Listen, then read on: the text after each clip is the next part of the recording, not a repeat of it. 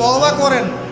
জীবনে যত পাপ করেছেন এই পাপগুলোর কাছে খাতায় লিখবেন যে আমি এই পাপ জীবনে করেছি। মনে করেন, নিজের সাথে অনেস্ট হবেন, আয়নার সামনে দাঁড়াবেন, চোখ বন্ধ করে রাত্রেবেলা শুয়ে চিন্তা করবেন যে আমার তো বয়স হয়ে গেল 30, 40, 50, সারা জীবনে কি কি বড় বড় পাপগুলো করেছি। চিন্তা করে দেখবেন আপনি খুঁজে পাবেন আপনি বহু নামাজ আপনি পড়েন নাই, কাজা করেছেন, হতে পারে জেনা করেছেন, মদ খেয়েছেন, ইত্যাদি ইত্যাদি, সুদ খেয়েছেন। অনেস্টলি খাতায় লিখেন।